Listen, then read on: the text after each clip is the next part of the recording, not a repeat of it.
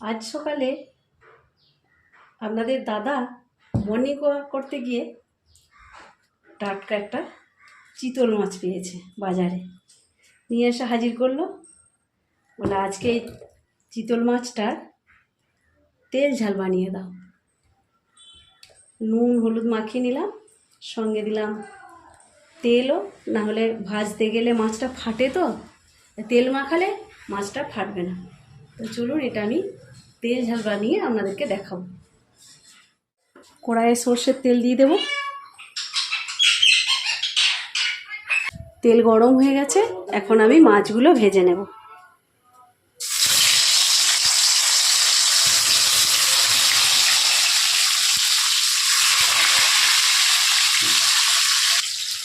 মাছটা ভাজা হোক, তখন আমি একটা মশলা করে নেব। আমি এখানে সব কিছু গোটা মশলা ব্যবহার করছি। গোটা জিরে, এর মধ্যে আছে ধনে, মৌরি, ছোটো ছোটো করে কেটে নিয়েছি তেজপাতা, দুটো এলাচ, শুকনো লঙ্কা, আর দেবো টমেটো। আমি এখানে পেঁয়াজ রসুন ব্যবহার করব না।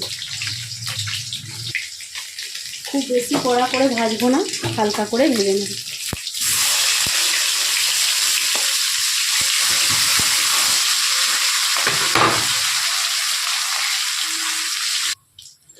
এইভাবে আমি সব মাছগুলোই ভেজে নেব। মাছ ভাজা হয়ে গেছে, এখন দিয়ে দেব তেলের মধ্যে কালো জিরে।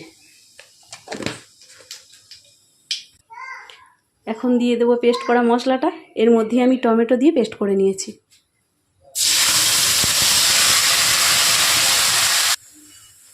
দিয়ে দেব মশলা ধোয়া জলটা।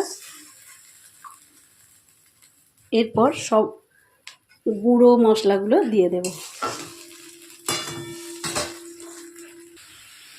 দিয়ে দেব লবণ। লবণটা অল্প করেই দিয়েছি, কেননা মাছে নুন হলুদ মাখানো আছে। দিয়ে দেব হলুদ গুঁড়ো, আর দেব কাশ্মীরি লঙ্কার গুঁড়ো। আমি এখানে ঝাল লঙ্কার গুঁড়ো দেব না, আমি শুকনো লঙ্কা বেটেছি। আপনারা যদি বেশি ঝাল খেতে চান আপনারা দিতে পারেন। মশলা কষা হয়ে গেছে, এখন দিয়ে দেবো হালকা গরম জল।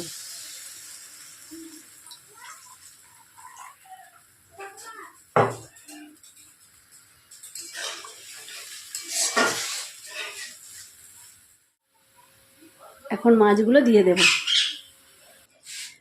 এখন দিয়ে দেব কয়েকটা কাঁচা লঙ্কা, কাঁচা পাকা। দেখতে ভালো লাগবে আর ফ্লেভারটাও হবে খুব সুন্দর।